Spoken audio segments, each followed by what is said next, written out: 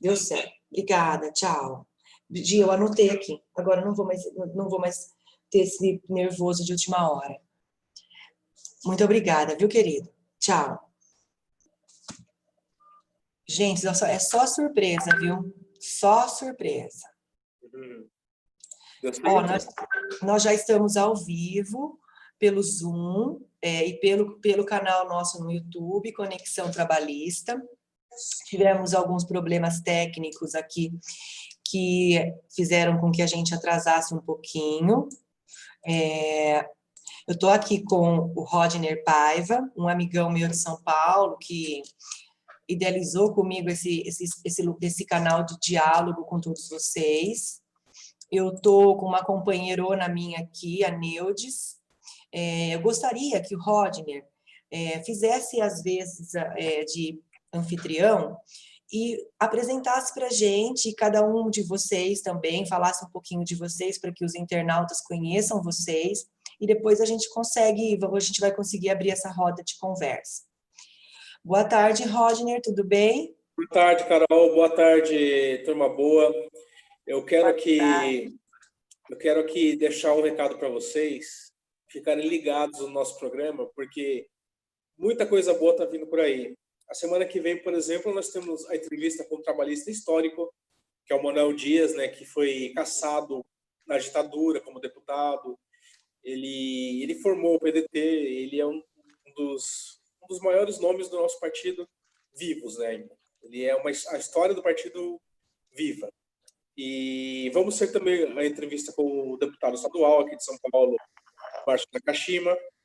Então, tem muita coisa boa vindo por aí, que vocês fiquem atentos no nosso programa, que está cada vez melhor, está crescendo, cada vez com pessoas mais diversificadas enfim, o objetivo é isso, é dar espaço da voz para todo mundo que faz parte do PDT, principalmente, até de outros partidos, eventualmente, mas principalmente para o PDT.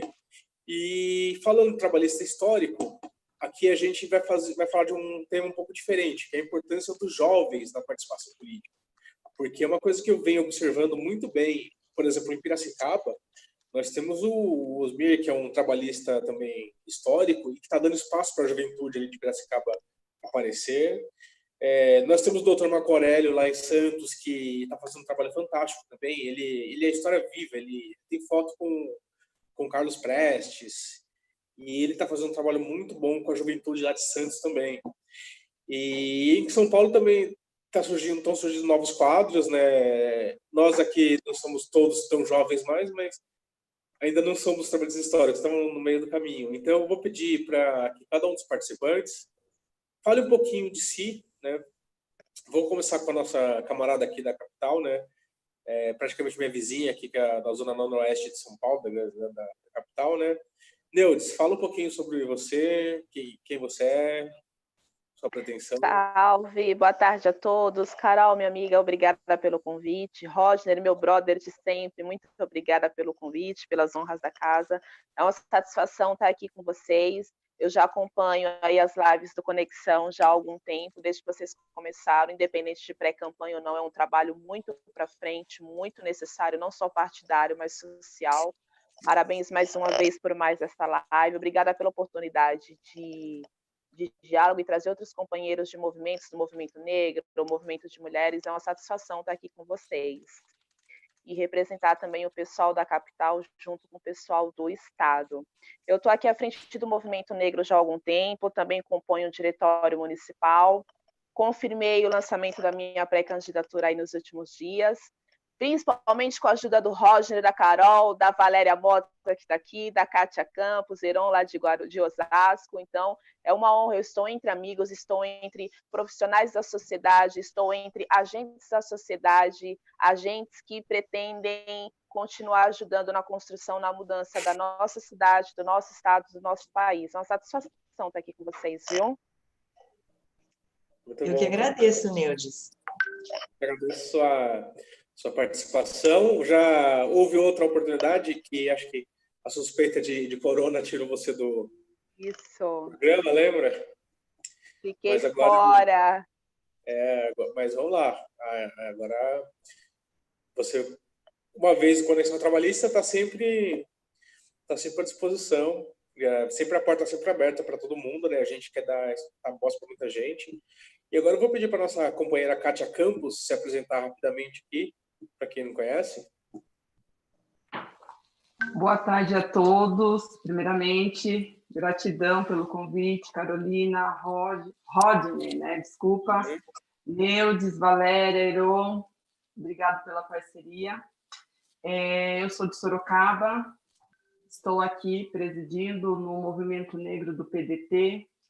Já estive como presidente do Conselho de Participação e Desenvolvimento da Comunidade Negra de Sorocaba. Atualmente estou como diretora social da Sociedade Cultural e Beneficente 28 de Setembro. Estou também como pré-candidata esse ano, representando as mulheres, e estamos aí. Pré-candidata a vereadora? Isso, estou como pré-candidata aqui em Sorocaba. Vereadora de Sorocaba, muito bem. O companheiro Heron Silveira, se eu não me engano, é de Osasco, né? Heron, fala aí pra gente um pouquinho sobre quem é você, sua atuação. Primeiro eu queria, né, cumprimentar todos os companheiros, né, e companheiras que aqui estão presentes junto com a gente nesse bate-papo que é tão importante, né, para agregar e para discutir ideias. Meu nome é Heron, eu sou da cidade de Osasco, tenho 41 anos, acho que não sou tão velho para ser chamado de novo e não sou tão novo para ser chamado de velho, né? Tô ali no... Como eu disse, a gente está naquele patamar entre não somos trabalhistas históricos e também não somos a nova geração, né? Então a gente... Exatamente. Sou bacharel em administração, fiz pela Zumbi dos Palmares, administração. Sou pós-graduado em sociologia, sou presidente do Movimento Negro de Osasco, também faço parte da Nacional do Movimento Negro. E espero contribuir e agradecer aí a Neudes por ter me convidado para essa live, todos os companheiros aí. Estamos aí para conversar um pouco e tentar, de alguma forma, aí, somar aí nessa conversa aí boa. Muito bom, companheira. Agora falta a nossa companheira Valéria Mota. Fala um pouquinho de você, de onde você é, da sua atuação, para o pessoal te conhecer. Boa tarde, sou Valéria Mota. Vocês me ouvem bem? Estamos ouvindo bem. Eu sou Valéria Mota, mas eu coloco o nome Valéria Zion, porque quando você se torna mãe, aí seu filho também torna parte do seu sobrenome. Eu faço parte da gestão de uma escola do município aqui de São Paulo, então trabalho com juventude já há muito tempo, comecei na cultura hip hop, e também nos movimentos universitários, aí o Afromac, sou cofundadora do Afromac aqui na capital de São Paulo, do Mackenzie, e fiz parte também da Articulação Preta de Juventude da cidade de São Paulo. E, além disso, atualmente eu faço parte de uma coletividade de mulheres, somos múltiplas, estamos aí à frente de várias ações, são mulheres jovens, em sua maioria também, de várias linguagens da cultura. E a nossa missão agora, além das ações que a gente já faz em território, é eleger aí a nossa pré-candidata Neudes à vereança de São Paulo. Então, você é da capital, né, camarada? Sim. Que bairro que é? Atualmente moro no Jabaquara. Ah, no Jabaquara. A gente chama de Jaba Bronx. Então, eu percebi aqui, pelo panorama das pessoas participantes, que todo mundo é mais ou menos envolvido com o movimento negro, né? A minha experiência com esse movimento foi porque eu sou formado em literatura, eu sou mestre em literatura, né? E eu dava aula no Educafro, aqui no Glicério, né, na Liberdade. E eu trabalhei, acho que 3 semestres consecutivos dando aula de literatura para a preparação do Enem, né? E eu conheci bastante de perto, né, essa realidade das pessoas que não podiam pagar um cursinho. Então, eu tenho alguma experiência na formação dos jovens de periferia. Não tanto quanto eu gostaria, eu pretendo voltar, né, depois que essa pandemia passar, agora, enfim. A gente está um pouco impedido de fazer trabalho de base, né, por causa da situação toda. Mas eu vou perguntar um por um, começando pela Neudes, né, que está em ordem aqui na arte.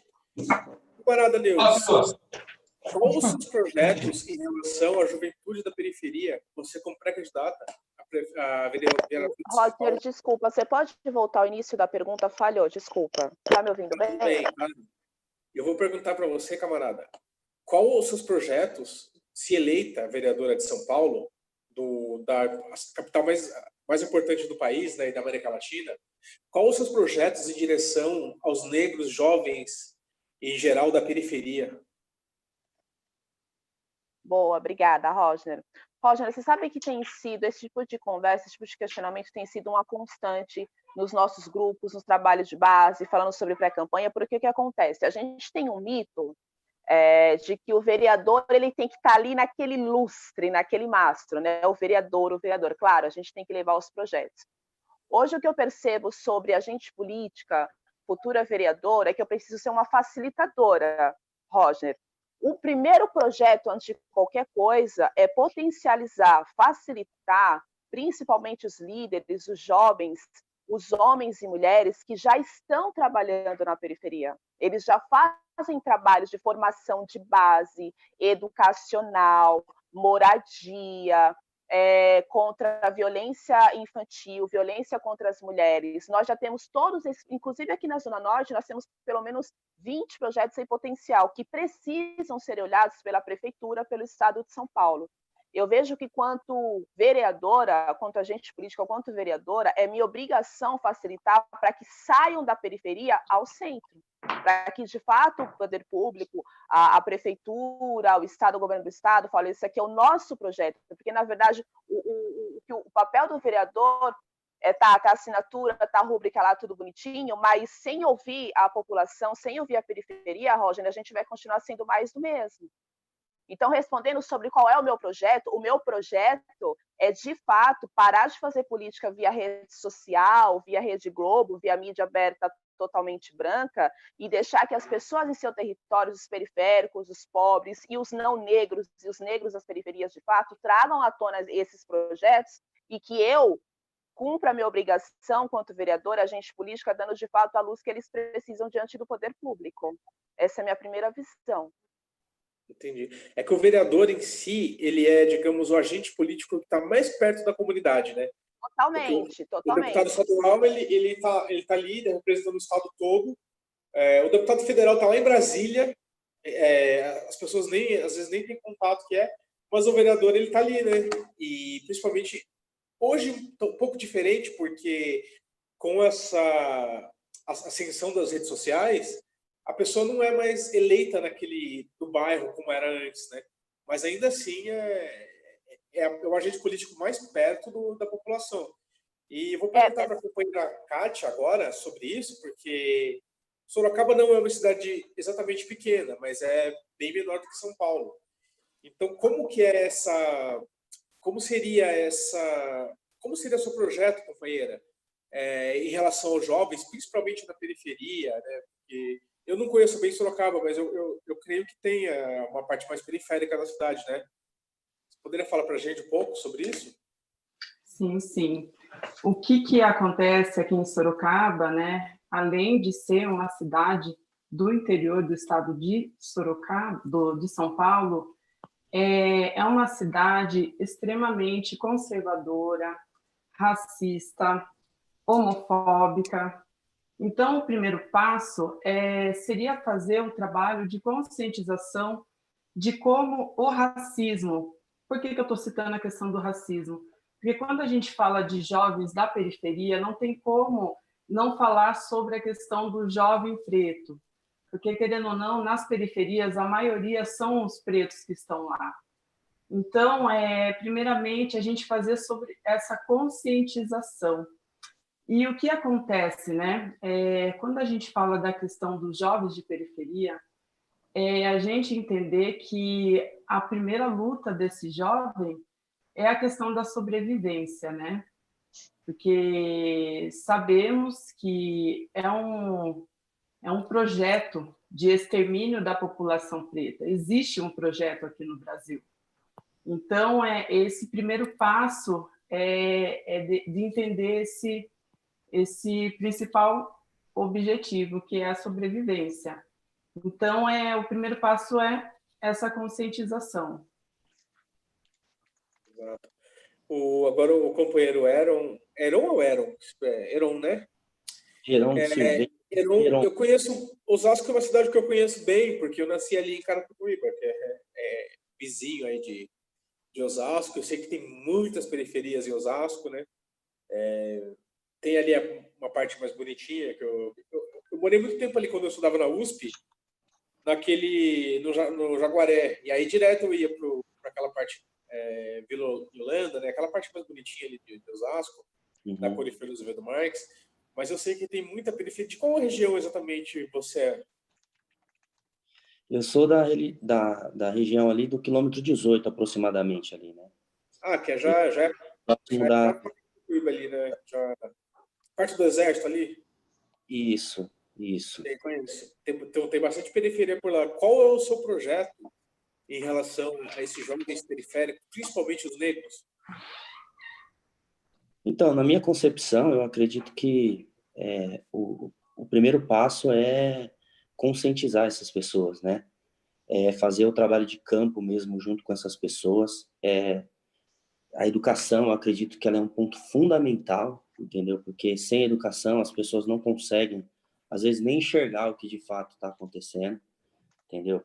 Tentar conscientizar essas pessoas de uma forma para que essas pessoas saibam se situar dentro da sociedade, para que elas entendam qual é o papel delas na sociedade e quais são as bagagens que elas trazem através de toda a vivência, não só da sua família, mas dos seus antepassados, enfim. Eu acredito que o trabalho de campo ele é fundamental, com cursos profissionalizantes, entendeu? A gente precisa ocupar os jovens da periferia. A gente precisa ocupar, entendeu? Dar condições para que esses jovens eles possam ter a oportunidade de sair para a guerra, vamos dizer assim, porque a vida do negro de periferia é uma constante guerra, né? Ele tem problemas de quem devia proteger, enfim, é uma série de problemas. Então, eu acredito que só dando a consciência política para essas pessoas mesmo, política mesmo, e a educação e cursos profissionalizantes é que a gente vai conseguir fazer com que essas pessoas mudem a sua realidade, porque a gente percebe que na periferia as pessoas não precisam de representatividade, elas precisam de representatividade, elas não precisam ser representadas.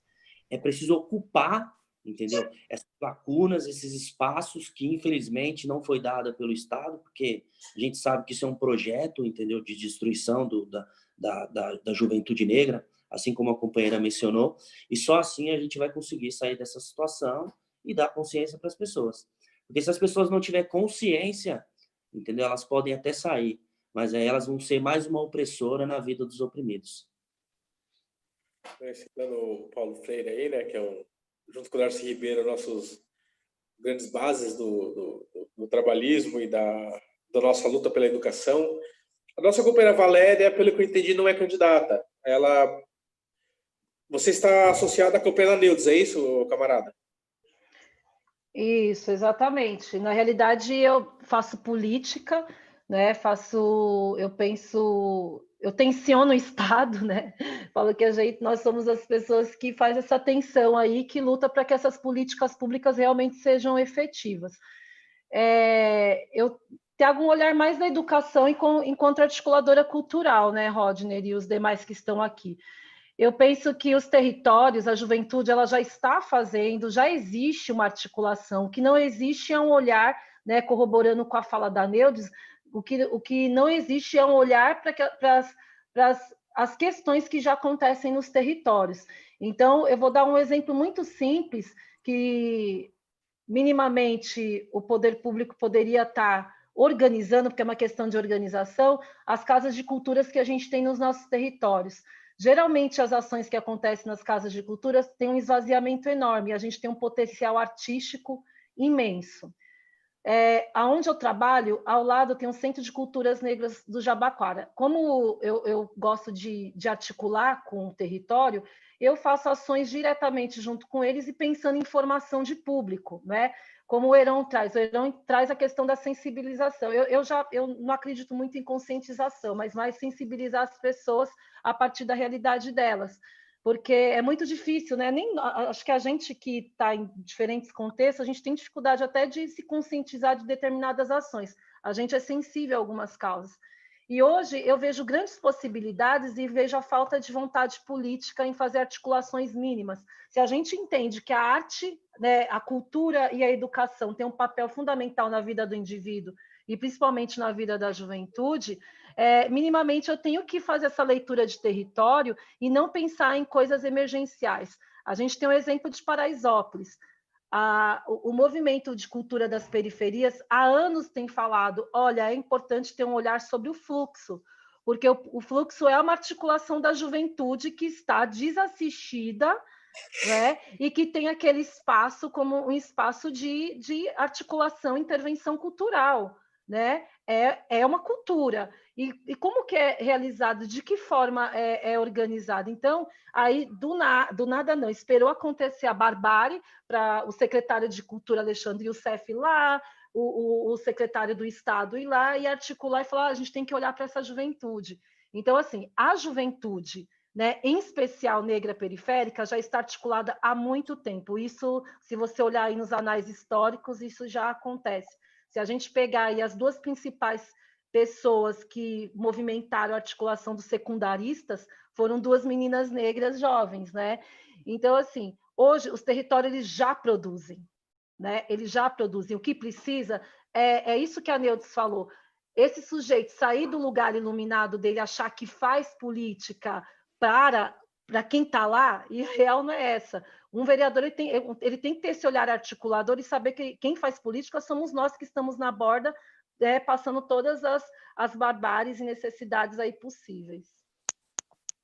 Verdade, eu entendo essa parte da conscientização versus sensibilidade, porque a conscientização ela pressupõe um trabalho de educação muito mais bem fundamentado. Já a sensibilidade é uma realidade que se impõe, né? Não tem como a pessoa não ser sensível ao que é empírico, né? Eu acho que essa é a grande sacada, eu entendi bem o que você quis dizer.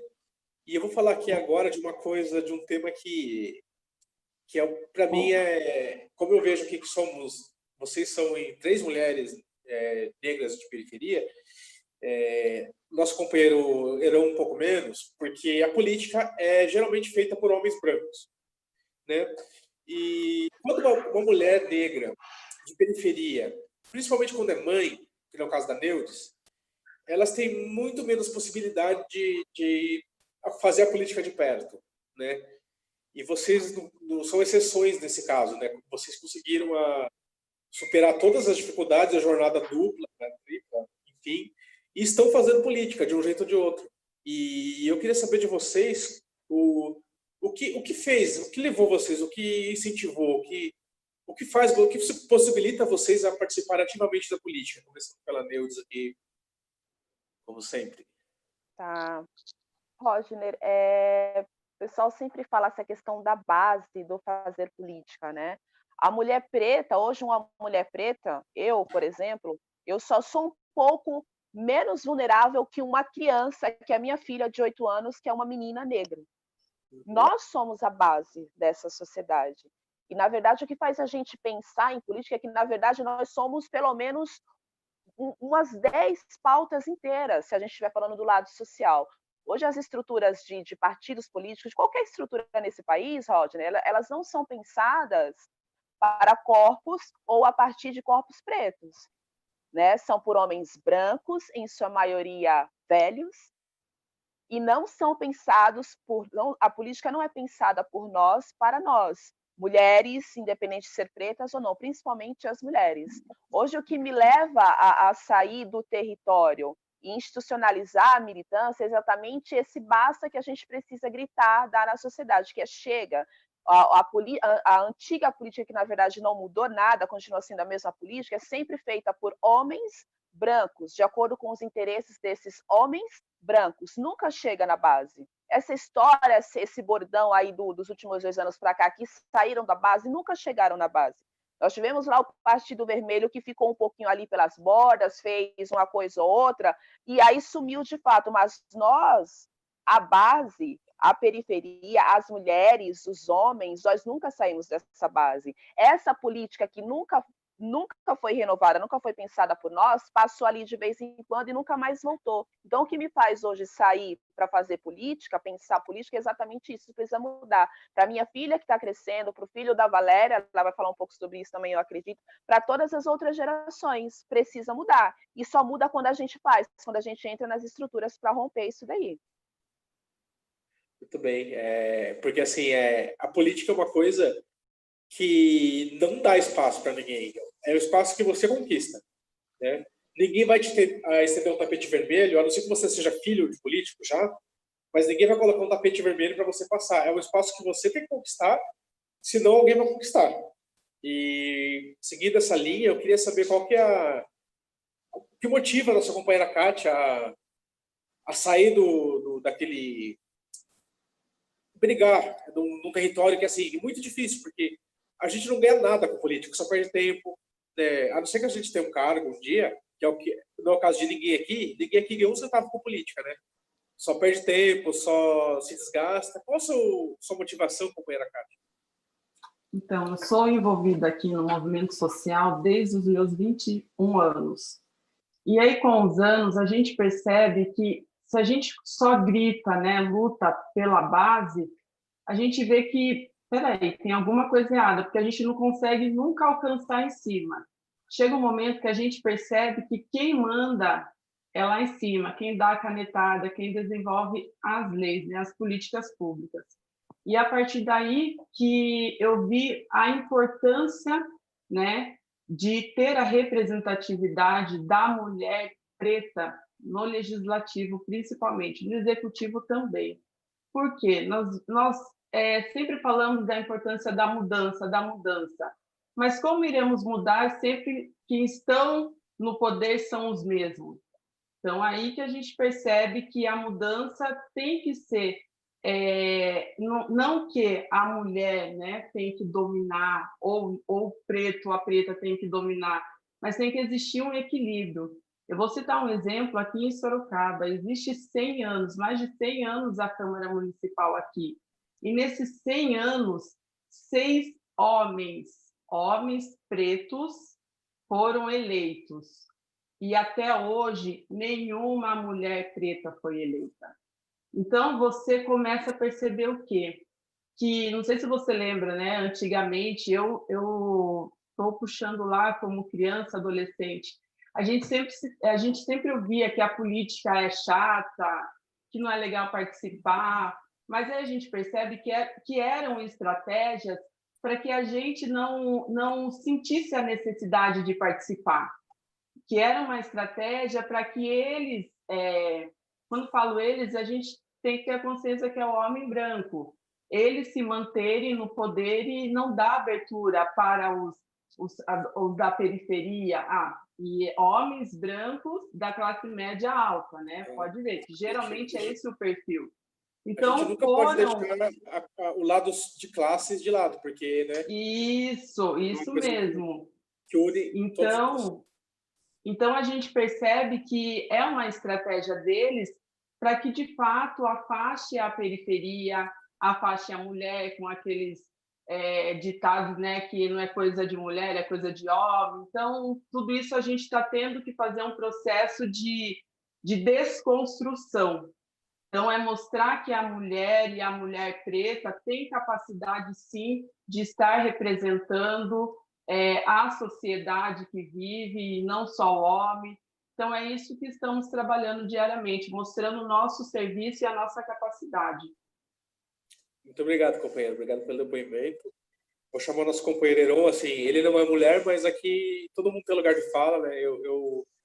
Quem me conhece sabe que eu sou um pouco contra essa coisa do lugar de fala, porque eu acho que numa democracia a gente lutou tanto para que todos nós pudéssemos falar, que eu não gosto de nenhum tipo de fala censitária hoje, né? Eu gosto de inclusão, porque eu acho que só o movimento nacionalista que o Ciro Gomes prega é um movimento includente, não excludente. Então, eu acho que o movimento identitário ele tende a correr o risco de segregar um pouco a luta, né? Então, eu acho que o nosso movimento, ele falou isso ontem na live, que é includente, o nacionalismo é includente, a intenção é que todos tenham o mesmo posicionamento, né? É uma libertação, é uma educação libertadora. Então eu vou deixar o nosso companheiro Heron falar mesmo sobre esse assunto da mulher negra, e se ele deve ter mãe, esposa, enfim. Pode falar, companheiro. Na verdade, o que eu acredito, né, o que eu acho que é viável, né, o que eu acredito ser viável é que, na verdade, a democracia ela tem que ser representada por todos os povos, né, por todas as lutas, por todas as causas. E quando a gente fala de negro, nós estamos falando da periferia, da mulher negra, do homem negro, enfim. E durante muito tempo, né, o negro ele não teve, ele nunca foi representado, né, pelas lutas, as mulheres negras, enfim, a causa negra no geral, né? Muito pelo contrário, nós fomos excluídos da sociedade, né? Então é necessário que a gente ocupe esses espaços, que foi até mesmo citado aí pelo companheiro, que ninguém vai estender um tapete vermelho para a gente precisa arregaçar as mangas e ocupar esses espaços, né? A política do Estado sempre foi uma política muito... na verdade, ela isolou o negro nas periferias, né? Inclusive, a democracia no país, ela nunca, de fato, existiu, né? Porque o negro, ele nunca teve uma participação muito efetiva em todas as questões, né? O negro, até antes de Getúlio Vargas, era tratado como sub-raça, né? E essa foi uma retórica, um dogma que se perpetuou durante muitos anos, né? Eles acreditavam que o Brasil, a dificuldade do Brasil em ser um país evoluído, era justamente pelo fato de que nós tivemos a escravatura, não pelas condições do negro de trabalho, mas sim pelo povo negro, né? Oliveira Viana, Silvio Romero, eles tinham teorias de que o negro eram sub-raças, né? Então, essa é uma teoria positivista do Augusto Comte, né? Essa é uma teoria derivada do positivismo do Augusto Comte, que sim, era muito usado aqui. Sim, com certeza. Então, assim, e o negro, ele não ocupava nenhum tipo de espaço. Então, assim, a periferia, o negro, a mulher negra, ele tem que representar, acredito que até proporcionalmente, o que de fato a estrutura do Brasil, né? Então, por isso que tem que ter bastante mulher negra, tem que ter homens negros, até para fazer essa reparação que, na verdade, o Estado ainda tem, né, com o povo negro e o povo da periferia no geral. Obrigado, camarada. Só antes da companheira Valéria falar, eu só queria completar um pouco o que o companheiro falou sobre o Getúlio, né? Nós vivíamos uma república velha baseada no positivismo, que tinha como base as ideias do Augusto Comte, de que um povo escuro estava tendendo ao fracasso. Então, o que eles quiseram? Eles quiseram branquear a população, de modo que, se vocês perceberem, entre os brancos mesmo, as pessoas que têm sobrenome português, italiano e espanhol, geralmente são classes mais baixas em relação àquelas que têm sobrenome holandês ou alemão, porque eles trouxeram justamente os arianos, que eram os contemplados por essa teoria do positivista, para branquear a nossa população e deram muitas terras para ele. Então, essas pessoas, até hoje, descendentes de alemão e de holandês, estão entre os mais ricos do país. Isso é uma coisa importante, porque o Vargas ele rompeu com essa teoria positivista, né? E isso é uma coisa muito importante. Ele deu voz à mulher, a mulher começou a votar depois do Vargas, o negro começou a votar depois do Vargas. Então, ele rompeu um pouco com aquela teoria totalmente racista da Velha República. Então, dito isso, eu vou dar o espaço para a nossa companheira Valéria falar sobre esse assunto. Só para fazer um comentário, posso lá em cima? Então, na verdade, também, né, um ponto que também, assim, na verdade, eles se apegaram foi justamente na teoria da evolução, né? Que eles, justamente, com o positivismo, eles acreditavam que na evolução o negro ele era uma raça subdesenvolvida, né? E que só... Sim, eles até falavam que o crânio era diferente, eles eram totalmente racistas nesse conceito. Enfim. A partir de Sérgio Buarque de Holanda também, que foi um sociólogo que escreveu sobre o assunto, é que as pessoas podem ver que democracia de raça no Brasil ela era fictícia, né? Ela não existia. Então, acho também legal abordar também esse assunto, que é muito importante também. Companheira Valéria, por favor. Eu sempre fico pensando sobre essas narrativas, porque quando você cita lugar de fala, né, lugar de diálogos, eu gosto até de citar a Lélia, peguei até uma frase dela que fala bem sobre isso que a gente está falando. Ela fala que enquanto a questão negra não for assumida pela sociedade brasileira como um todo, negros, brancos e nós todos juntos refletirmos, avaliarmos, desenvolvermos uma praxis de conscientização da questão da discriminação racial neste país, vai ser muito difícil no Brasil chegar ao ponto de efetivamente ser uma democracia racial. Então, eu penso que nós temos hoje, nós temos que foram 6 mulheres eleitas, eu não me engano, quanto vereadora, 11 em São Paulo, né? Eu não tenho certeza.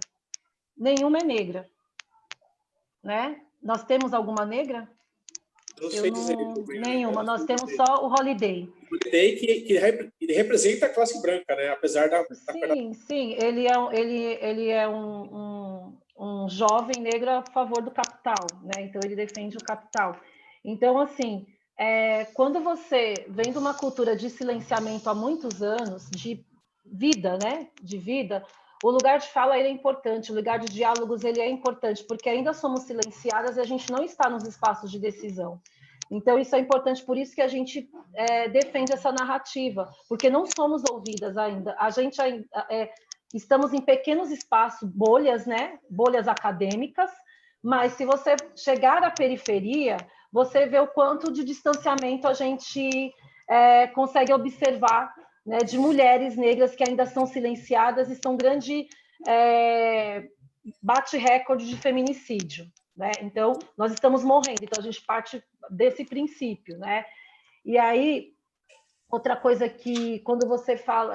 desculpa que eu acabei até perdendo a pergunta, a gente entrou de questões históricas, né? Aí você tinha falado a motivação de você com todas as dificuldades. Sim, eu acho que são várias, pelo fato de eu nascer dentro de uma cultura, né, de movimento de moradia, cultura hip hop, que leva a fazer motiva a gente a fazer esse tipo de movimento e de pensar a cidade de uma outra forma, interagir na cidade de uma outra forma. Mas quando eu começo a atuar na educação, né, eu ali junto com meus educandos, e tenho um filho negro, a minha ânsia de atuar é muito maior, porque todos os dias eu oriento os alunos na escola, principalmente agora com máscara, não use máscara e touca, né? Olha como você anda na rua. Todos os dias eu falo com meu filho, oriento ele como que ele deve andar na rua, como que ele deve se portar, como ele deve dialogar. É um absurdo para uma mãe, né, ter que orientar um filho como andar na rua para não ser morto. Não é nem pela abordagem, é para não ser morto. Então, a nossa motivação é direito à vida, né? E se é direito à vida, não existe algo que seja menor ou maior que isso, né? A gente está falando de vida. Então, isso é um dos fatores que mais me leva mesmo à luta e me engrenar na luta. E sempre foi esse o fator, se eu pegar aí a minha história, né? E aí, pensando também no outro contexto da educação, onde eu atuo, quando teve a greve dos professores do município de São Paulo, acho que a gente teve 2 espaços que foram de 2 vereadores de outros partidos que abriram espaço para o professor minimamente ter voz. Então, é absurdo que uma casa que foi eleita por nós, né, hoje não tem espaço de escuta, espaço que a população pode atuar. E nesse dia, nós, educadores, apanhamos, né? A gente não teve direito de entrar, né? O Milton Leite, que é meu inimigo mesmo declarado, eu enfrento ele em todos os espaços sem medo, né? Impedir, né, da gente participar de uma luta que é direito nosso. E aí o Sampaprev foi aprovado, nossos direitos foram tirados. Então, hoje, o que eu observo, se a gente não tiver, a gente tem que mudar esse cenário. Nós temos a possibilidade aí de vários vereadores com a cara da periferia, com a cara da quebrada, porque quem sofre mais com isso é a quebrada. Eu converso muito com a Neude sobre isso, por exemplo, a gente está falando de lavar as mãos, a galera mora em cima do córrego, não se discute saneamento básico, não leva a sério. Estado e município têm que se juntar em relação a isso, né? Principalmente nesse momento pandêmico que a gente está vivendo agora. Então, assim, eu acho que, como você falou, de tudo isso, um dos motivadores maiores mesmo é o direito à vida, né? Que leva a gente a atuar dessa forma. Ô, Rodney, Diga. se você me desse uma permissão, eu gostaria de fazer um comentário, um resumo sobre o seu... que você falou da questão do Getúlio Vargas, da questão do processo... Pode falar, companheira, esteja à vontade. Só para passar mais informações, né? Uma coisa que não é comentado e não é falado é que, estrategicamente, os europeus foram em África para pegar os pretos e pretas, porque lá já era muito, muito desenvolvido. A questão da tecnologia, a questão do aço, a questão de tudo que você imaginar. Então, por isso que trouxeram para o Brasil. Aí chegou um momento que eles usufruíram, usaram, né? Que a gente sabe que foi o processo da escravidão. Chegou um momento que não precisavam mais. Só que deram conta que o número de pretos e pretas era maior do que o número de brancos. E aí que eles vieram com essa questão de trazer os imigrantes de Itália, de tudo, né? Que a gente sabe que o certo e o justo seria apenas fazer a questão da abolição, assinar a abolição, e cada um que já tinham as suas terras se manterem em suas terras, né, e fazer reparação. Mas a gente sabe que a história não foi dessa forma. Só que isso, até hoje, estamos tendo consequência, né? Que entra a questão da exterminação, que entra a questão da miscigenação, que é uma forma de chegar a um momento e de não existir mais pretos e pretas no Brasil. Só que isso não deu certo, a questão da miscigenação e do aumento da população branca. E por isso que até hoje a gente é o maior número. Então, eu só quis citar tudo isso porque, infelizmente, quando é citado da nossa história, geralmente se resume na escravidão. Mas é importante a gente ressaltar que antes da escravidão, nós éramos homens e mulheres conscientes, inteligentes e super desenvolvidos. Não, com certeza, né? É aquela coisa de que eles combinaram de nos exterminar, mas nós combinamos de não morrer, né? É mais ou menos isso. Eu lembro que eu tenho uma coisa que me marca muito, assim. Quando eu era adolescente, tinha uns 12, 13 anos, eu tinha um amigo preto e a gente ia pegar um ônibus, né? E nós corremos. E aí o que aconteceu? A polícia parou ele. Né? Daí eu cheguei assim e perguntei, o que é? Por que...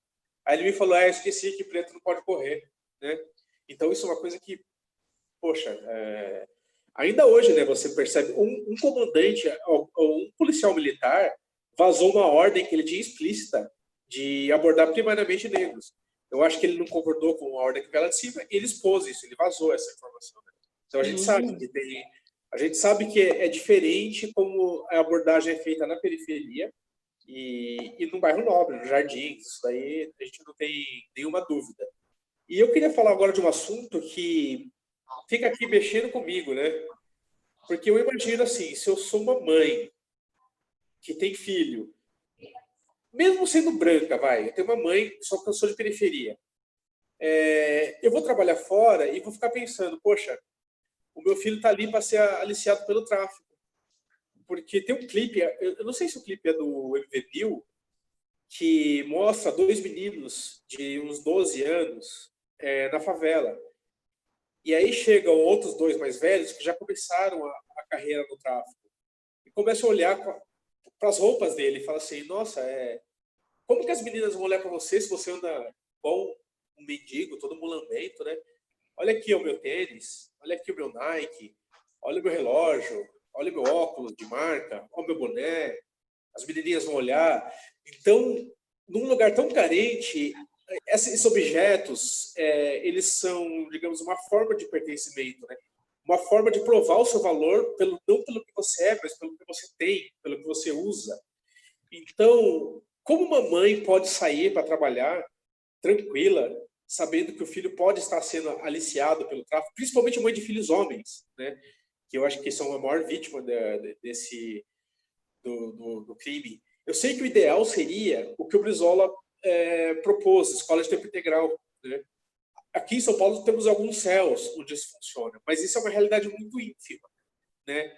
O que vocês pensam nesse assunto de como cuidar do seu filho, principalmente filho homem, para ele não ser aliciado pelo tráfico? Porque é muito mais, digamos, muito mais fascinante, é muito mais fácil o dinheiro do que ele trabalhar de office boy, que vai ganhar muito pouco. O que vocês pensam sobre isso, começando pela companheira Neudes? Roger, de novo, a gente cai no roda, roda, roda e cai no ciclo em que onde o Estado não chega, onde não tem educação, onde não tem investimento, vai dar merda. Ah, mas a educação cabe só ao pai e à mãe, será? A gente estava aí no foco da mulher negra, você vê o quanto é muito duplamente doloroso para a mulher preta, porque se é o filho, se morre o irmão ou se morre o tio ou o marido, é sempre o marido, o irmão, o filho da mulher preta na periferia, em sua maioria eu quero dizer, porque o foco do início da nossa conversa foi essa. Sair para trabalhar e deixar o filho foi uma realidade da minha mãe, que criou 3 filhos aqui na capital paulista sozinha, tendo que sair para trabalhar, porque sempre pago aluguel, para trabalhar em mais de uma casa de família como empregada doméstica. E a realidade é exatamente essa. Nós não fomos criados, eu e os meus irmãos não fomos criados nos morros do Rio de Janeiro, mas próximos às periferias ou nas periferias de São Paulo. Então, um tem que cuidar do outro, não pode abrir a porta para ninguém, porque, de fato, o perigo, não é que o perigo mora só na periferia. A periferia não tem o olhar que deveria ter socialmente, principalmente em termos de políticas públicas, e, de fato, o perigo está muito mais próximo à porta dessa criança, desse adolescente da periferia, do que do cara no centro, no Morumbi.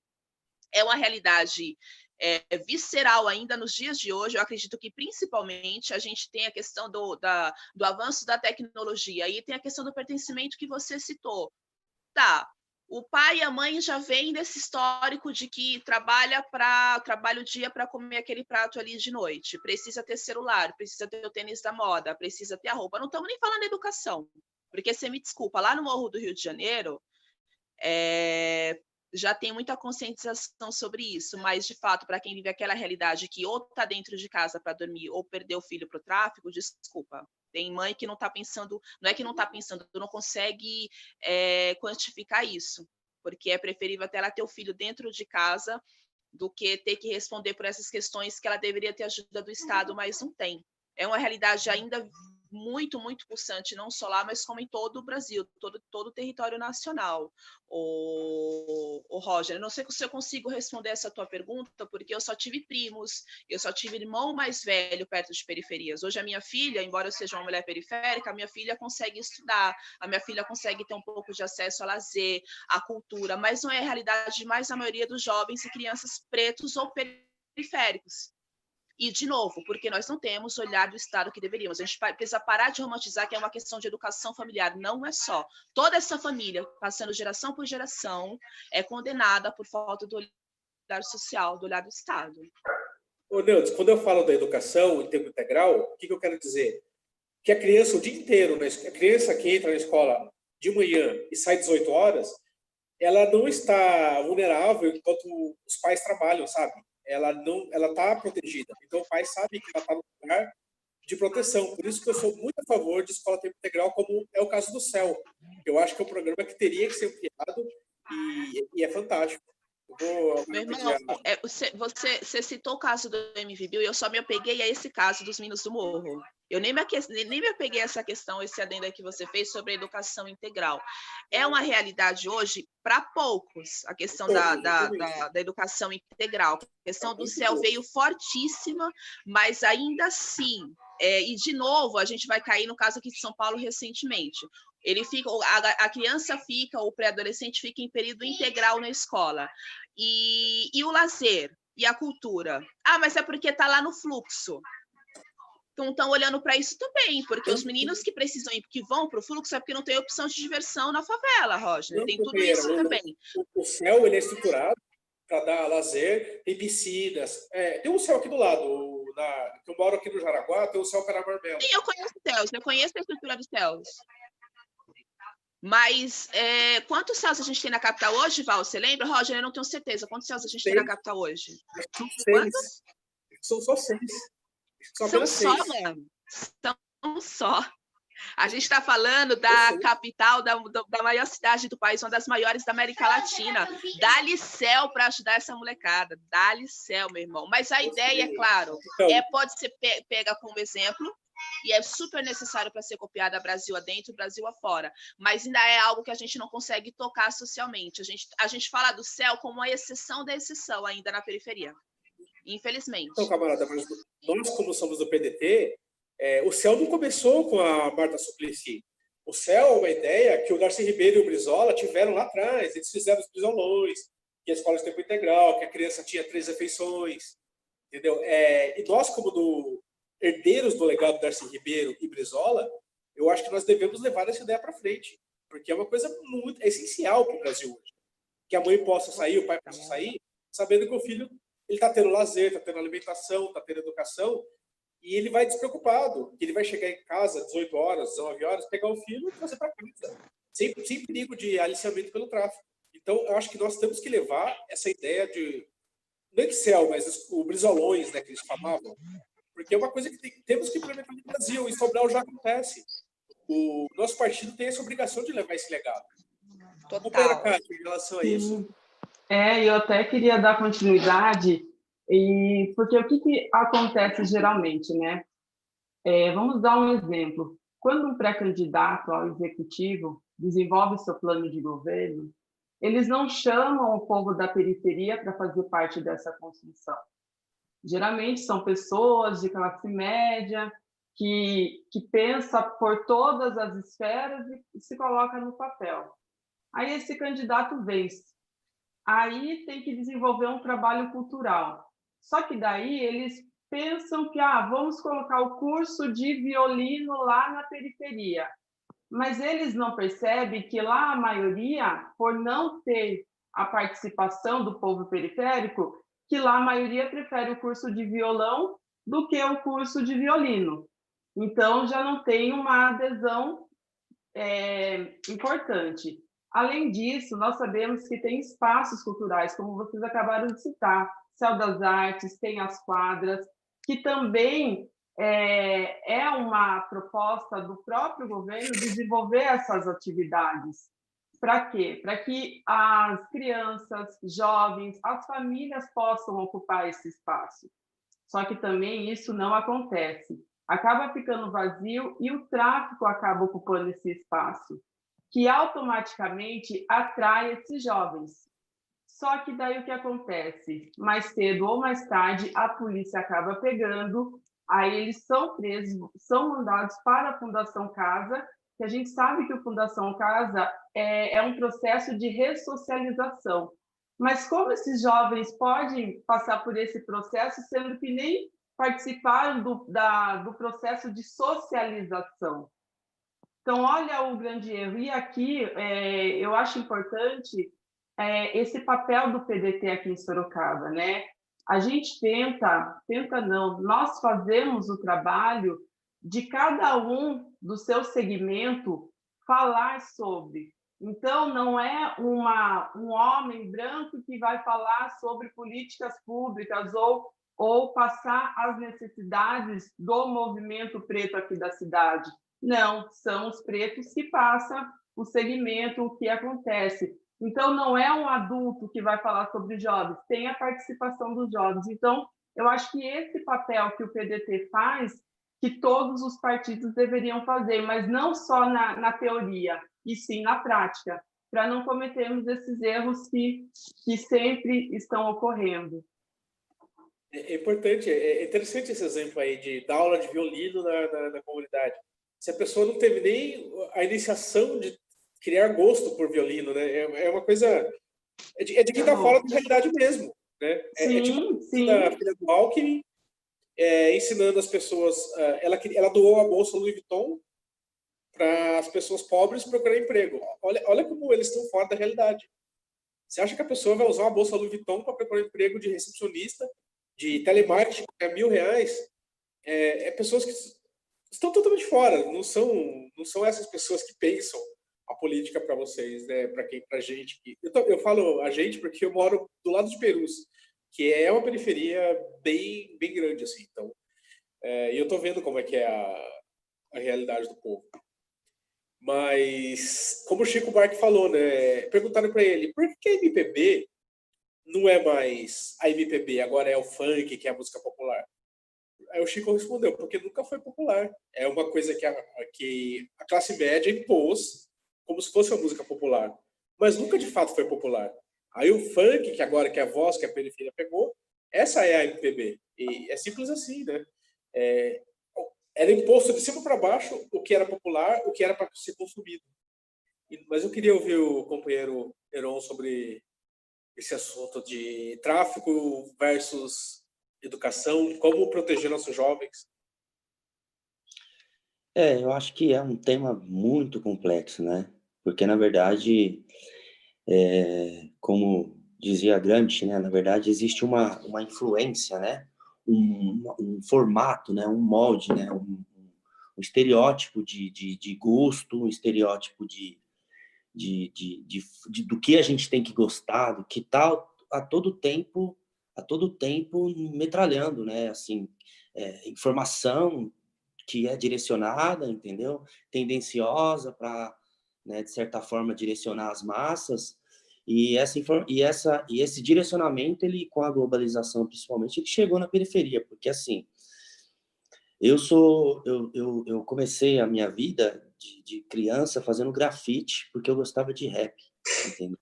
E eu tinha uma identificação muito grande com o desenho, e aí automaticamente eu via nos clipes de hip hop, e isso daí, de certa forma, me fez criar esse gosto pelo hip hop, e automaticamente o hip hop sempre teve uma como é que eu posso dizer? Sempre teve uma restrição sobre, né, as elites, de certa forma, assim, sempre foi uma crítica social, né? Ele sempre colocou dessa forma. E ele nunca conseguiu, de certa forma, atingir né, as elites, né? Vamos dizer assim. Ele atingia de uma forma, tanto é que as elites sempre trataram o hip hop como coisa de bandido, né? Como coisa de mano, de marginal, enfim, e a gente que conhece o hip hop, a gente sabe a cultura, né, das informações, né, de saber situar, né, fazer com que a gente situe, sabe, quem realmente nós somos. E eu vejo um fenômeno totalmente cultural, mas de uma certa forma um fenômeno extremamente capitalista, que é o funk, o funk ostentação, que é o que está nas periferias aí. Quando eu falei de conscientização, é justamente as pessoas poderem entender as mensagens. Eu falo isso porque, assim, eu sou muito próximo de periferia. E hoje eu vejo ladrãozinho roubando ladrãozinho, entendeu? Não está tendo mais essa consciência coletiva. Por quê? Porque a mensagem própria desse hip hop, desse funk, ostentação, ele é uma mensagem totalmente individualista, entendeu? Ele não trata os pares, a periferia, como deveria ser tratada, com aquela irmandade, com aquela união que o rap traz, entendeu? Que os outros ritmos.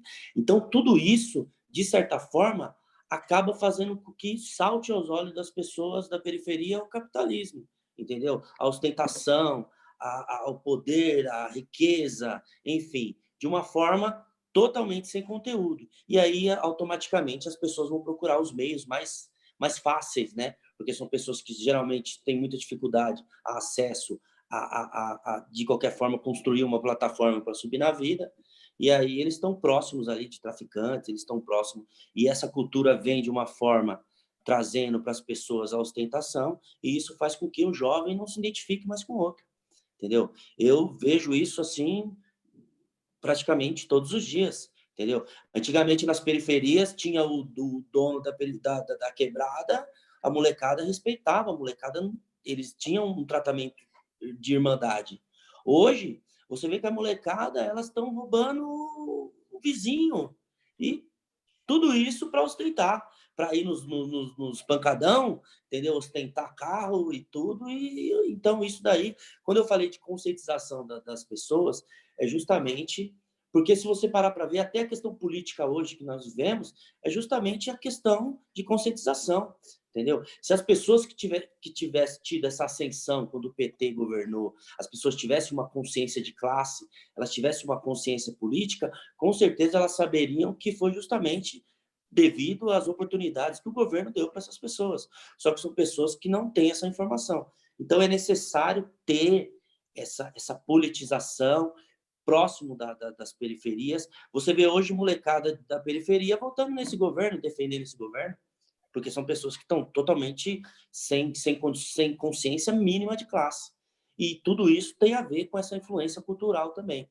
Então, acredito que a única forma de resolver qualquer tipo de problema é só através da conscientização das pessoas. Senão, não adianta nada a pessoa subir, que é igual eu falei, o opressor, ele é oprimido, ele vai virar opressor, ele vai mudar, ele vai virar opressor e vai continuar oprimindo o oprimido. Então, essa que é o contexto que eu acredito que é um dos maiores problemas da população e da periferia, enfim, é justamente a falta de conscientização. Preciso ter essa questão, tentar trazer essas pessoas para a política, entendeu? Fazer diferente. Hoje a gente tem os partidos políticos e as pessoas não estão mais indo nos partidos políticos. É preciso que a gente vá para as comunidades, vá para os partidos, vá para as favelas, faz células, igual as igrejas pentecostais estão fazendo, porque você pode ver que hoje a grande maioria ali, que também, de certa forma, as igrejas pentecostais também têm essa questão capitalista. Então, é tudo muito difícil. É um trabalho a longo prazo, mas com conscientização. Como a Neudes falou, né? Onde o Estado não ocupa, não fica um vácuo. E a Igreja Neopentecostal, ela juntamente com o tráfico, ela está ocupando esse vácuo de Estado que a gente está tendo, né? E agora, na sociedade de consumo em que vivemos, o jovem, ele quer ter aquele item é dito para ele assim, para você ser feliz, você tem que ter um tênis tal, um celular tal, usar a camiseta da Hollister. Então tem um kit que ele é preconcebido como felicidade, né? E as pessoas almejam ter aquilo, né? E essas pessoas são mais vulneráveis até do que alguém de classe média, que não necessariamente vai querer uma camiseta da Hollister, porque elas não têm necessidade de mostrar que elas são importantes pelo que ela veste, pelo que ela tem, né? Falta a companheira Valéria para a gente fechar esse ciclo aqui. Companheira, sua palavra. Estou a milhão aqui, irmão. É assim, né? Eu acho que tem coisas. Uma das primeiras perguntas que você falou, o que essa mãe, né? O que ela faz pensando na condição desse menino, né? A gente não tem fórmula, né? Geralmente a mãe ela fala com o filho, tenta minimamente educá-lo e joelho no chão. Minha mãe falava sempre isso. Quando vocês saem na rua, eu ponho o joelho no chão para orar para a vida de vocês. Porque a religião, a questão religiosa é muito forte dentro das comunidades periféricas. Então, você fala de Perus, Perus foi o meu primeiro palco que eu cantei rap. E eu lembro que minha mãe falava, meu Deus, você vai para Perus? Tô lascada, joelho no chão, né? E aí outra coisa, quando você traz a questão da educação em tempo integral. A gente só pode ter educação em tempo integral se a gente tiver territórios educativos. Não tem como a gente pensar que só o céu ele pode ser um polo de promoção de educação integral, porque o moleque está ligado lá fora, né? Então, por exemplo, eu fico vendo Perus hoje é um celeiro cultural. Eu tenho parceria lá em Perus. Então, você tem a Casa de Hip Hop em Perus, que foi uma conquista da cultura de hip hop, uma ocupação de hip hop, que a escola vai lá dialogar e fazer o hip hop lá, né? E vice-versa. Você vai na Quilombaque, né? Você vai em vários outros territórios ali em Perus, na biblioteca, você consegue transitar no território. Então, se hoje a gente não pensar que a cidade ela tem que ser uma cidade educativa, não tem como você pensar educação em tempo integral. Aqui no Jabaquara a gente tem acesso ao metrô, então a gente ocupa a cidade, vai com os moleques, põe um colete colorido e vai para o metrô, faz com que os moleques tenham direito à cidade, porque a gente tem moleque que não... Gente, tem meninos que moram aqui próximo ao metrô Jabaquara e nunca pegou o metrô, é a realidade que a gente tem, né? Então é importante pensar, defendo muito a ideia, porque é uma ideia que a gente carrega, eu falo que a população preta ela tem um pacto ancestral. Então, a gente pensa da seguinte forma, precisa de uma comunidade inteira para educar uma criança, né? Então, nós que somos herdeiros de Lélia, Abdias, que carrega, né, que foram pessoas importantes até para a construção do partido PDT, a gente tem que carregar essa narrativa de se aquilombar. e se aquilombar nos nossos territórios, cuidar dos nossos territórios, pensando nessa perspectiva de educação integral. Então, eu quero que os alunos, por exemplo, tenham acesso ao terreiro da Mãe Silvia, né, que conheçam a história, né? Então, hoje, se a gente não pensar nessa perspectiva de território educativo, é muito difícil a gente pensar em educação em tempo integral. E aí, eu vou falar outra questão, que é a questão do funk. Eu vim da época que eu queria estar com o meu Nike no pé também, eu queria ostentar, porque é isso, é uma sociedade de consumo. Você tem a mídia o tempo todo falando que você vai ser o cara igual o Neymar se você tiver a chuteira do Neymar, né? Então, eu não acho que são os meninos, né? Esses meninos são nossos. A gente tem que politizá-los e entender, né, essa questão da consciência de classe, mano, de raça e de gênero. Então, assim, eles reproduzem, né, a ideia que o capital joga o tempo todo para nós. Né? Até eu caio na armadilha, eu falo, nossa, quero essa bota dessa marca, eu também quero esse, né, esse tênis. Então, assim, se a gente que minimamente, filho, por favor, desliga a televisão. Gente, desculpa. Filha, desliga a TV.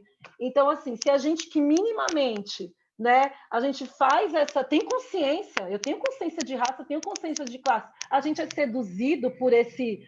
Né, por tudo que é o tempo todo. Então, você olha a revista, você sai fora, você olha o moleque ali, não está só dentro daquele... É fora, né? É de fora para dentro. E quando você tem uma educação que ela é desestimuladora, né, para você minimamente, mesmo aquele professor que é mais comprometido, que tenta fazer com que o aluno dele olhe o mundo de outra forma, é difícil, porque a máquina do Estado é muito maior que nós, né? O capital é muito maior que nós, então é isso.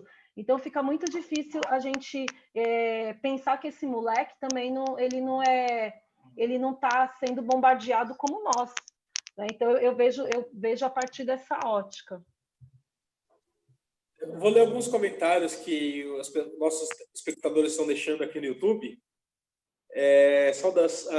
Olha só, é difícil aí, se alguém se arriscar a responder. A Maria do Carmo Jerônimo Reis perguntou: como criar uma consciência de classe para jovens periféricos se eles querem andar como se não pertencessem à sua classe? Se alguém se arriscar aí. Tá aberto. Quem bater primeiro no responde. Dá para repetir a pergunta dela? É isso que eu também não entendi. Assim, ó, como criar uma consciência de classe para o jovem periférico que eles querem andar como se não pertencessem à sua classe? Posso falar? Pode. É porque é isso, eu me vejo muito nesse menino. Eu não queria fazer parte dessa... Aliás, não quero fazer parte. A gente fala, nossa, eu quero fazer parte dessa sociedade. A gente não quer fazer parte dessa sociedade. A gente pensa em outras possibilidades de viver, de modos de vida. Porque é isso. O que ela traz é de fundamental importância. Você acha que o moleque vai querer... Ele tem perspectiva de viver na miséria, de reproduzir miséria, não é? Porque é isso. Né? Quem quer reproduzir miséria? Ninguém quer reproduzir miséria. É difícil. Né? Só o político oportunista e da Atenas da vida, né? Então, assim, para esse moleque, eu me coloco muito nesse lugar porque eu lembro o sentimento que eu tinha, porque eu queria romper com isso. Eu falava, meu, sai fora, eu não quero fazer parte disso. Eu penso eu tô com outro tipo de pensamento. Quando os meninos, por exemplo, na escola, eles falam assim para mim, eu falo, mano, olha o que os moleques estão falando. Valéria, a gente pode se juntar na quadra porque a gente quer fazer umas rimas e quer fazer um videoclipe. Eu falo, meu Deus, olha a oportunidade de conhecimento aí, de mediar conhecimento com esses meninos, né? De trabalhar a questão da alfabetização com esses moleques. Olha, eles estão falando de escrever, então, autoria, né? Então, assim, se eu não tivesse esse olhar em relação a isso, eu concordo com ela. Como é que você vai querer pensar em mudança numa sociedade que é a barbárie, né? E só complementando... Vai lá, Kátia. Pode falar. Só complementando, e esses jovens, né, continuando a resposta da Maria do Carmo, eles têm a consciência que a periferia é totalmente excludente, né, de toda a sociedade. E aí existe aquele estereótipo, né, do sentido os jovens hoje estão muito na questão da ostentação, né? Eles estão tendo acesso nas redes sociais, tudo, da questão do tênis, né? De uma boa roupa. e eles não querem viver a realidade deles, já que existe um padrão, né, que é inserido na sociedade. Então, o trabalho aí entra o que o Heron tá falando bastante, é de fazer um trabalho de conscientização dentro desses jovens, de desconstruir esse padrão que nos é colocado em mídias, deles saberem que não existe um padrão, cada um tem suas especificidades, né? Então, eu falo isso porque esse trabalho de desconstrução é importante para cada segmento, até mesmo para nós mulheres. A partir do momento que a gente descobriu que o cabelo alisado não é um padrão, e sim o seu cabelo natural, você é o que é, e é linda, e é do jeito que você é, todo mundo parou de alisar cabelo, entende? Então, é você entender que esse trabalho de conscientização, fazendo com esses jovens, aí vai pertencer ao espaço e sentir orgulho do espaço que vive. Então, é esse trabalho aí. Kátia, Rodner, Val, só fazendo uma ponte bem rapidinho sobre a pergunta da Maria do Carmo, de acordo com a resposta da Val e da Kátia. Olha só, Rodner, a pobreza nesse país, ela é criminalizada. E aí a gente tem um paradoxo, um antagonismo tão absurdo, que é o seguinte: a pobreza é criminalizada em um dos países mais desiguais do mundo, em um dos países em que o sistema fica injetando a desigualdade para que nada seja desconstruído em torno disso. Então, na verdade, a gente desconstruir do nosso jovem da periferia, vocês me desculpem, é uma utopia. É uma utopia porque as estruturas falam a todo momento que não, que pobre é pobre e que você precisa ter o celular do ano, o tênis do ano, para você estar melhor. Você não pode ser só pobre. É isso. O Joãozinho 30 dizia que quem gosta de pobre é intelectual, né? Porque o pobre gosta de ver riqueza na novela, aquela mesa de café da manhã farta, não lembro bom, e é bem por aí mesmo, né? O que a gente percebe, na verdade, é que é assim, né? Essa desconstrução aí, na verdade, essa consciência, ela não é só o jovem da periferia que às vezes falta, é na sociedade no geral. Se vocês olharem, tem trabalhadores que renegam o trabalho, entendeu? Que votam em governantes golpistas, que tira trabalho, que tira Mas eu direitos. acabei de falar, companheiro Heron, desculpa. A nossa sociedade, a pobreza na sociedade é criminalizada num país antagônico, num país em que luta pela desigualdade. Num país não, em que o sistema desse país luta pela desigualdade. Então, os pobres, nós, só por a gente ser pobre, a gente é criminalizado. Na verdade, por conta de um sistema que vive no looping, causando a desigualdade. Na verdade, nós vivemos num país da sua grande maioria cristão, né? E se você parar para ver hoje, protestante, né? E o protestante ele tem, por sua natureza, as questões relacionadas à predestinação, né? Se você é uma pessoa que tem Deus, você é uma pessoa rica. Você é uma pessoa que você é dono do ouro e da riqueza, você é filho de Deus. Então, também tem essa questão também. Então, assim, existem muitos meios e formas, de certa forma, moldar a cabeça das pessoas.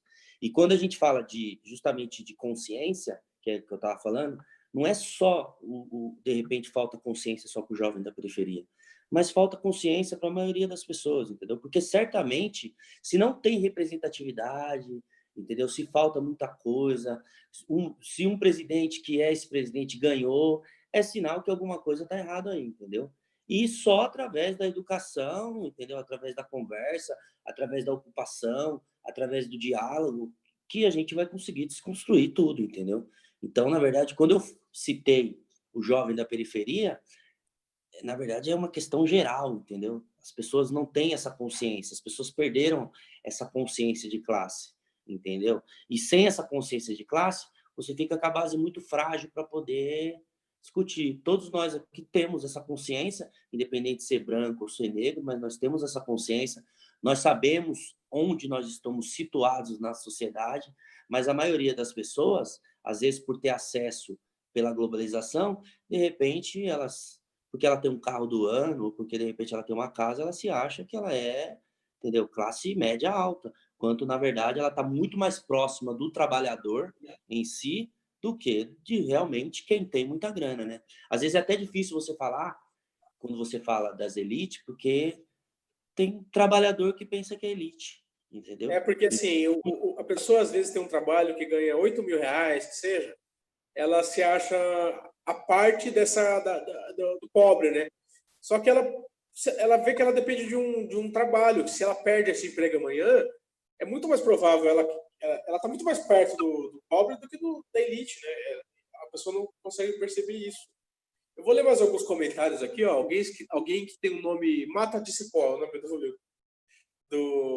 do usuário do YouTube. E ele falou assim, o Estado chega na periferia sim, mas chega em forma de força bruta. Tem razão. A gente falou que o Estado não chega, mas ele chega só em forma de força mesmo, né? Aí o Melquisedeque Silva escreveu assim, o sistema capitalista funciona muito bem para manter a população periférica na eterna margem da sociedade. E ele continua. E a eugenia fez muito bem o seu trabalho de enfraquecer a autoestima da população africana aqui no Brasil. A Bela Negra escreveu, isso é uma fábrica de cultura. Realmente. Gente, olha, como eu tenho um compromisso agora às 18 horas, eu vou dar 5 minutos para cada um fazer suas considerações finais e a gente encerrar esse programa que para mim foi muito produtivo. Eu gostei muito de ouvir vocês, de ouvir vozes diferentes. Eu só conhecia pessoalmente assim a Carol e a Neudes, né? A Carol não falou, na verdade. Eu só conhecia pessoalmente a Neudes. E eu gostei muito de ouvir vocês. Então eu vou dar 5 minutos para cada um fazer suas considerações finais, começando pela Neudes, que não está aparecendo no videozinho. Neudes, volta aí. Tô aqui. Eu não tô vendo. Agora sim. Rodner, Carol, os meus companheiros Heron, Kátia e Val, que aceitaram o convite, sempre me acolhem, como sempre. Muito obrigada. Rodner, um prazerzaço estar aqui com vocês nesse momento. A gente sabe que muito mais por conta da pandemia, a gente podia estar numa reunião no diretório, em qualquer outro lugar, pessoalmente, se abraçando, trocando ideia. Ainda que depois que terminou o papo sobre política, tomar uma cerveja. Muito obrigada pela oportunidade de diálogo, de troca, de compreensão. Conversar com você, Rodner, você sabe, a gente já vem de outros carnavais, sempre um aprendizado, é sempre uma troca. Você é do meu time, Valéria, já ele se apresenta mais aconchegadamente lá no nosso time, ele está também numa caminhada trabalhando as narrativas periféricas também muito forte, muito importante essa força, viu, Rodner? Obrigada. Heron, mais uma vez, Valéria, Kátia, Carol, a gente se fala também, vai ter a nossa das meninas, com os meninos de novo.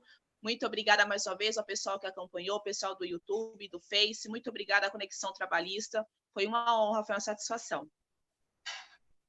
Obrigado, Neudes. Eu que agradeço você aceitar o nosso convite e as portas estão sempre abertas e você é sempre bem-vinda. Companheira Kátia, suas considerações finais. Sobre o tema, né, que estamos abordando, eu gostaria de deixar que nós temos muito a fala de que o jovem é o futuro da nação. Então, nós precisamos, de fato, o hoje, trazê-los para fazer parte da construção, que só a partir da consciência política, né, de entenderem a importância de serem agentes políticos, que de fato eles transformarão e serão o futuro da sociedade, né? Então, sobre essa questão, eu também queria citar uma outra forma, né, de atrairmos os jovens para a política, né, o quanto antes, algo que não foi citado entre nós, que é a questão do Grêmio Estudantil, né, que a gente percebe que é uma ponte para que eles comecem a ter acesso, né, de entender um pouco da democracia, de desenvolver projetos, de ter empatia com o próximo. Só que, infelizmente, principalmente aqui em Sorocaba, vou citar aqui Sorocaba, a maioria das escolas, as direções não apoiam e não incentivam esses jovens a desenvolver. Então, acaba se limitando, né? Acaba não fazendo parte, não desenvolver na consciência política, vamos dizer assim.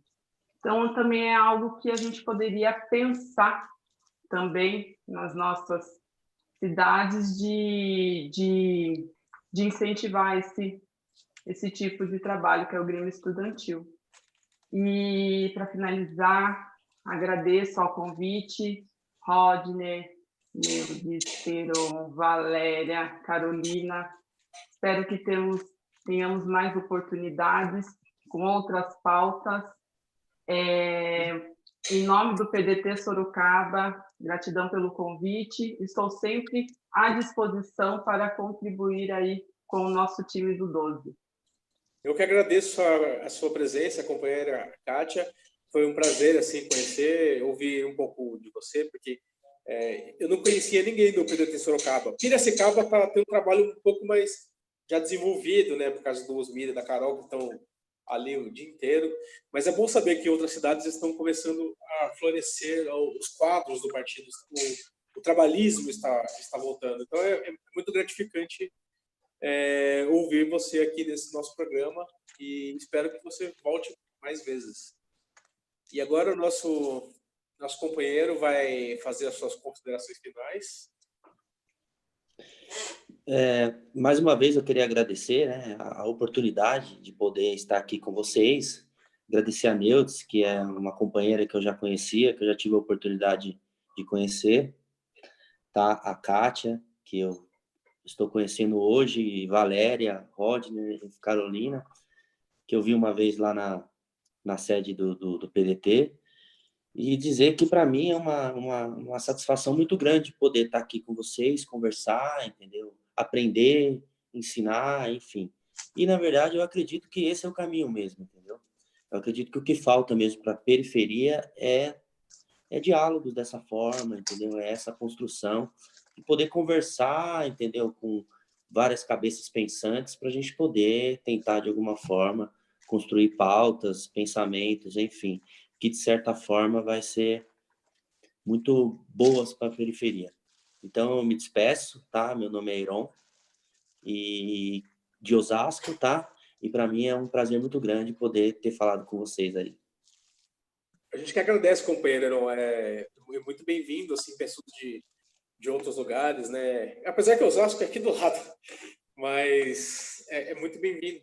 A gente tá dando espaço para pessoas do Brasil inteiro, né?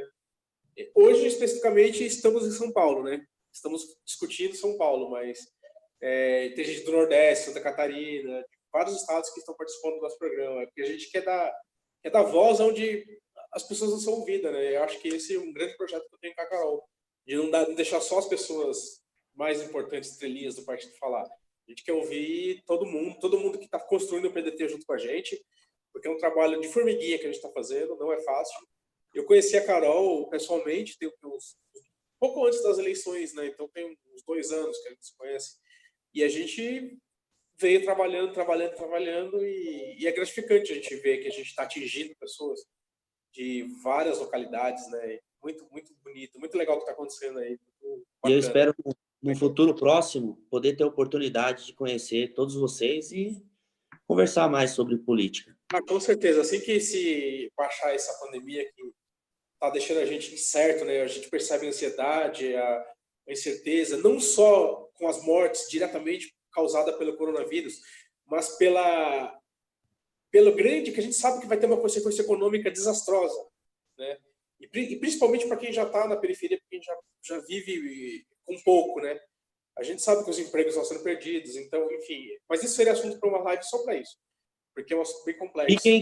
Fiquem em casa. Companheira Valéria, suas considerações finais.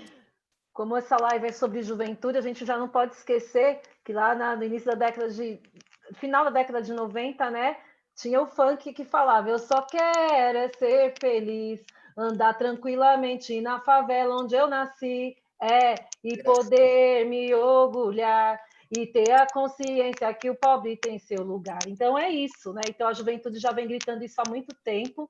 Eu ainda acredito um levante periférico aí pela radicalização, pela democracia. Então, eu estou nessa pegada, sou recém-filiada ao PDT, vim aí pela mão da Neudes, acreditando que por todos os meios são necessários para essa radicalização, e a gente quer estender o Somos Múltiplas, que é a nossa coletividade que atua não só na periferia, mas em todos os meios em prol aí dessa radicalização. Convidar a Kátia também, leva o Somos Múltiplas aí para sua quebrada para a gente te apoiar. Melks, pode apoiar a Kátia Campos aí, vou te cobrar, hein, irmão?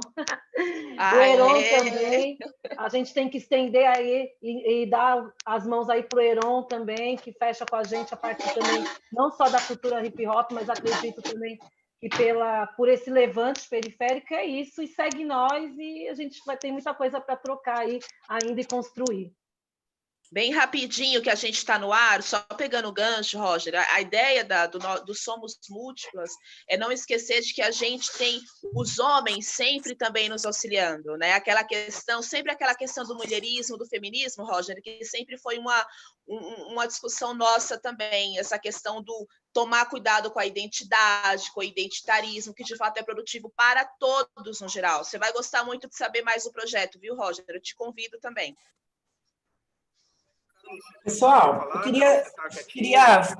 eu queria agradecer a todos vocês. Eu fiquei encantada. Eu fui fazendo algumas outras coisas aqui, ouvindo todos vocês falarem, e pedi para o Rodner, que o Rodner já faz umas 2 ou 3 lives que não participou com a gente. Falei, Rodner, vamos soltar você um pouco. Pedi para o Rodner articular com vocês, e fiquei ouvindo todos vocês aqui, encantadas de saber que eu estou do lado de vocês no partido.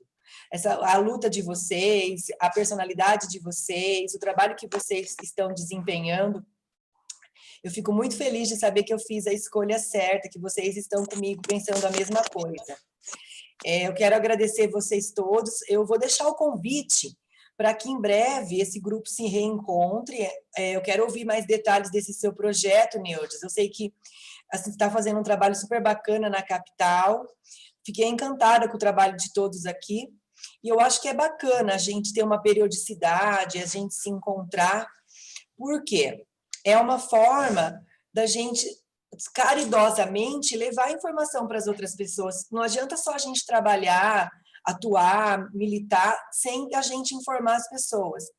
Rodney foi super bem hoje, mandou muito bem, Rod, parabéns, viu, querido? Eu fiz o papel de âncora, né? Você pulou do Nossa, super bem, eu tô assim, feliz da vida. O programa está indo super legal, com muitas participações bacanas. Eu quero agradecer demais o Henrique Matiessen, da Fundação Leonel Brizola, o Manuel Dias. Todos eles estão ajudando a gente muito. A Ayrton, que já sugeriu vários nomes para a gente, que é o nosso secretário geral aqui do PDT estadual. Então, assim, o pessoal está ajudando a gente muito. E fica o convite para que vocês também, para a Kátia, para o Heron, para a Valéria, para a Neudes, nossa velha conhecida Neudes, que tragam temas para a gente, venham com demanda para a gente, entendeu? Tragam um assunto, tragam convidados para participar. A gente vai fazer agora, nessa semana, amanhã, um debate para entender com algumas pessoas aqui do Estado de São Paulo como está a construção no Estado de São Paulo do PDT. Aí nós temos o PDT de Santos, nós temos o PDT de Osasco, de várias outras cidades, Diadema, Araraquara, que é o interior nosso, e já está feito o convite, e peço que vocês também procurem a gente. A Neudes, está aberto o caminho. Carol, muito obrigada, minha irmã. A gente vai aprofundar mais isso. Olha só, o nosso projeto... Você sabe da minha militância anterior e até chegar ao PDT, e aí eu somo forças com a chegada da Valéria, que traz toda uma bagagem a nível Estado de São Paulo, e aí super vai de encontro com você também. A gente quer trazer você para conhecer mais esse projeto, que tem toda a assinatura da Valéria antes de chegar no PDT. E quando chega no PDT, a gente já tem todo esse espaço, essa turma a fim de construir também. Então, a gente vai aprofundar mais nisso, vamos trazer mais convidado, mais tema, vamos apresentar, vamos fechar um programa, Rodner e Carol e todo mundo, só para a gente falar do nosso projeto, do Somos Múltiplas, para entender um pouco mais, que é para a gente cada vez mais estar junto nessa construção, que é de todo mundo, tá bom? Obrigada, olha só, Carol. E olha só, Neudes, a gente anda fazendo bastante programa, Rodner, só que se você reparar o histórico dos programas que nós andamos fazendo, tem muita personalidade masculina, então eu fiquei extremamente confortável aqui olhando para vocês que olha quanta mulherada bacana, olha quanta mulherada porreta andando para frente, gente. Porque eu olhava, às vezes, eu falava, cadê essa mulherada? Só homem! Conta Entendeu? com a gente, né, Val? Kátia, conta com a gente. Eu vou chamar a Juliana Brizola para uma live logo, vou chamar vocês junto, vou chamar a Marta Rocha, que era Marta Rocha. Chama essa mulherada! Chama essa mulherada. A Carol, ela não tem... A Carol não sai abaixo, não, cara. Ela sonha com o Ciro. Com isso, não, tudo no nosso nível, muito bem. Chegará um tempo, Neudes, chegará um tempo que o Ciro vai pedir para fazer live com a gente. Carolina. E cada vez... esse nível. E cada vez está aumentando a mulherada, porque as mulheres estão entendendo que lugar de mulher é na política também. Exatamente. A gente que sabe o nosso problema, a gente que entende as nossas dores. Eu falo para todo mundo, eu vou conversar com as pessoas aqui em Piracicaba, centro, periferia, eu falo, como que até agora a gente deixa a creche fechar às 5 horas da tarde se vocês saem 6 horas do trabalho? Como que vocês estão aceitando isso até agora? Eu só estou falando de um problema. Porque eu saio do trabalho agora, eu tenho que pensar que rua que eu vou passar de carro para pegar pão, leite, porque ó a cabeça da mulher. Entendeu? Então, assim, é toda uma logística feminina, toda uma preocupação feminina. E aí a mulher vai sair do trabalho 6 horas da tarde e a creche fecha às 5. Como que eu faço? Como que aceitei isso até agora? Você já tem um tema, hein? Mulheres na política, mulheres na sociedade. E é uma situação mesmo. Falar. Tá bom. A Neude está se despedindo da gente, que ela vai entrar. Eu tenho outra live. Beijo! Eu tenho outro compromisso agora. Carol, gente, então, obrigada. Obrigada de todos. Heron, prazer em revê-lo, viu, Heron? Prazer é todo meu. Um beijo, gente. Todos vocês. Tchau, tchau. Tchau, gente. Prazer enorme.